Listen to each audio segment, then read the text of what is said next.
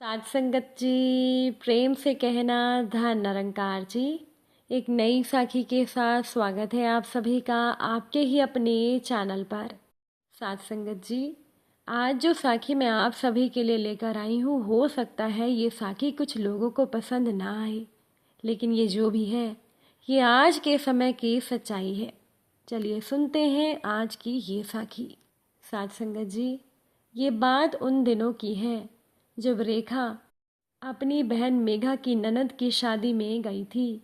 रेखा ने सभी के लिए महीनों से उपहार ले रखे थे। रेखा ने अपनी बहन मेघा के लिए एक बहुत ही सुंदर सा मोतियों का हार लिया था और उस हार से ही मेल खाती एक सुंदर सी साड़ी मेघा की सास उसकी ननद के लिए भी रेखा ने बहुत ही सुंदर साड़ी ली थी। पर मोतियों का हार तो रेखा ने केवल अपनी बहन मेघा के लिए ही लिया था। उस हार को देखते ही रेखा की बहन मेघा खिल उठी और पूरी शादी में उसने वही हार पहन कर रखा। रेखा को यह बात कुछ अजीब सी लगी कि कहीं मेरी बहन के ससुराल के लोग ये ना सोचें कि इस लड़की ने अपनी बहन के हार के आगे दूसरे गहने नहीं पहने। रेखा को डर था कि कहीं हार की वजह से मेरी बहन मेघा के घर में लड़ाई झगड़ा ना हो जाए। रेखा ने अपनी बहन मेघा को एक दो बार इशारा भी किया कि तुझे तो शादी में दो दो सेट मिले थे, वो क्यों नहीं पहन लेती। अच्छा नहीं लग रहा कि हर एक फंक्शन में यही मोतियों का सेट पहने घूम रही हो। पर मेघा ने अपनी बहन रेखा की बात को जैसे अनसुना कर दिया। मेघा कहने लगी, दीदी ये मोतियों का सेट मेरे हर एक ड्रेस से मैच कर रहा है और वो पुराने सेट मेरा पहनने का दिल नहीं करता। शादी तो अच्छे से हो गई, सभी लोग खुशी खुशी अपने घर लौट गए, लेकिन शादी के बाद मेघा के घर का माहौल बहुत गमगीन था, जो अक्सर लड़कियों की विदाई के बाद हो जाया करता है। मेघा की सास भी उदास थी और मेघा भी मुंह बनाए अपने कमरे में बैठी थी। तभी रेखा ने अपनी बहन मेघा से कहा कि जाओ सबके लिए चाय बना लो, कुछ नाश्ता बना दो, सबके साथ हंसो बोलो। लेकिन तब भी मेघा अपने कमरे में ही बैठी रही। तभी अचानक से मेघा ने अपनी बहन रेखा को कहा, दीदी तुमने सोचा नहीं कि मैंने शादी में असली सोने का सेट क्यों नहीं पहना। रेखा कहने लगी, मुझे तो जानना था, लेकिन मैंने ज़रूरत नहीं समझी तुम्हें पूछने की। तब रेखा ने कहा, हाँ बताओ, कहीं तुम अपने पति से किसी बात से गुस्सा तो नहीं हो गई।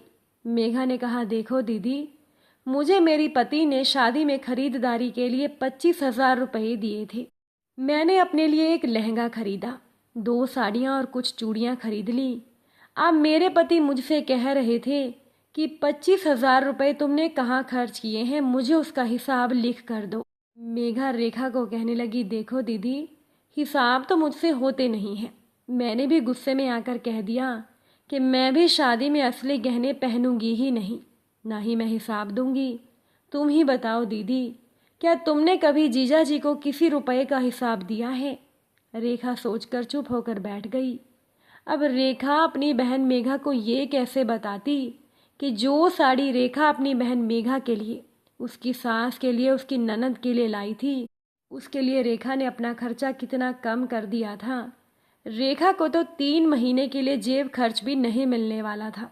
इसी शर्त पर तो रेखा ने अपनी बहन मेघा के परिवार के लिए साड़ियाँ खरीदी थी और मेघा की ननद को जो सोने की अंगूठी उसने उपहार स्वरूप दी थी, वो अंगूठी तो रेखा के पिताजी की उसके पास आखिरी निशानी थी। रेखा ने अपनी बहन मेघा को कह दिया कि ये सब बातें तो हर घर में होती हैं और कई बार हमें अपने पति का साथ देने के लिए कई चीज़ों का बलिदान देना पड़ता है। तभी मेघा बोल पड़ी, दीदी कहना बहुत आसान है पर करना बहुत मुश्किल। तुम्हारी शादी तो इतने बड़े घर में हुई है, तुम्हारे पास तो रुपए पैसे की कभी कमी नहीं रही। तुम क्या जानो दीदी कि एक एक रुपए की क्या कीमत होती है। रेखा इस बात पर हंसती और रेखा सोचने लगी, हाँ मेरी शादी एमबीए पढ़े लिखे लड़के से हुई थी, कमाई शायद लाखों में थी, लेकिन मैं कभी किसी से कह नहीं पाई कि मुझे हर एक रुपए का हिसाब अपने घर पर देना होता है।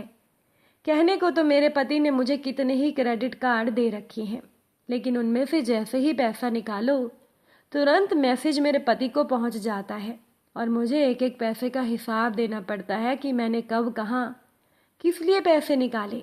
और कपड़े तो मैं अपनी मर्जी के पहन ही नहीं सकती। सभी कपड़े मुझे पति के मर्जी के पहनने होते हैं।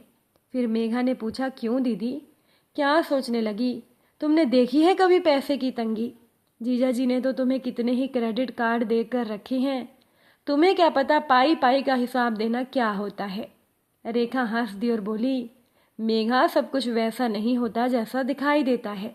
कहने को तो मेरे पास हीरे माणिक पन्ने के सेट हैं, लेकिन वो सब कुछ बैंक के लॉकर में बंद पड़े हैं।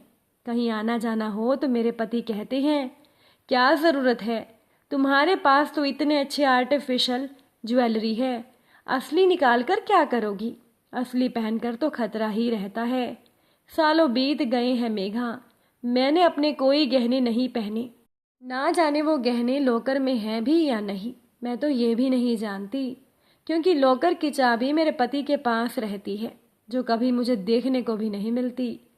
कहने को तो मैं बहुत बड़े घर में रहती हूँ, पर मैं अपने मन से एक साड़ी भी नहीं खरीद सकती। अपनी पसंद के कपड़े पहनना क्या होता है ये तो मैं भूल ही गई हूँ।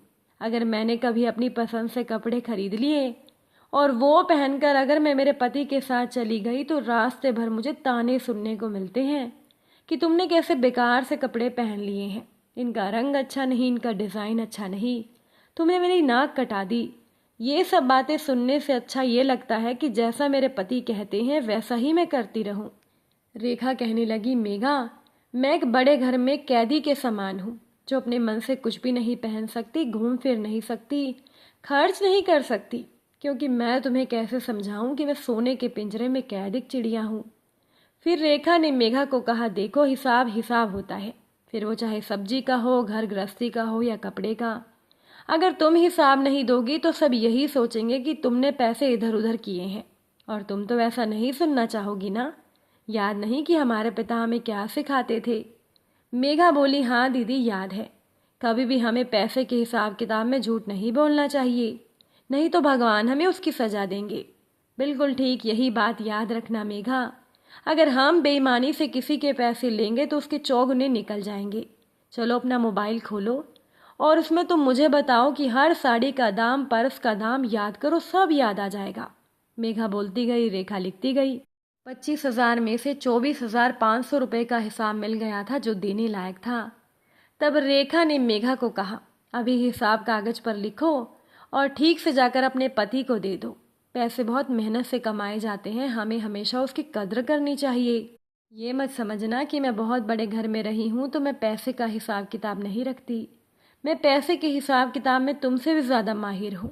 ये बात बताते बताते अनायास ही रेखा को एक बात ध्यान में आ गई कि जब उसने ऐसे ही अपने पति को एक बार पैसे का हिसाब देने से मना कर दिया था तो किस तरह से रेखा के पति ने गुस्से में आकर उसे गरीब घर की लड़की होने का ताना दिया था।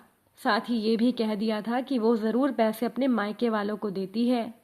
उसके बाद से तो रेखा ने अपनी खुददारी के लिए कभी भी पति के सामने हाथ नहीं फैलाया, बस अपना मन मार लिया, लेकिन कभी भी पति के पैसे पर अपना हक नहीं जमाया। साथ संगत जी, इस साखी के जरिए हम हर एक माता पिता से केवल एक ही बात कहना चाहेंगे कि अपनी बेटी की शादी करने से पहले उसे उसके पैरों पर खड़े होने लायक ज़रूर बनाएं, ताकि बेटी को किसी के आगे हाथ ना फैलाना पड़े और उस बेचारे को कभी ताने सुनने को ना मिले। साखी अच्छी लगी हो शेयर कर दीजिएगा, चैनल पर नए हैं सब्सक्राइब कर दीजिएगा। आप सभी से फिर मुलाकात होगी नई साखी के साथ। साथ संगत जी, प्यार से कहना, धन निरंकार जी।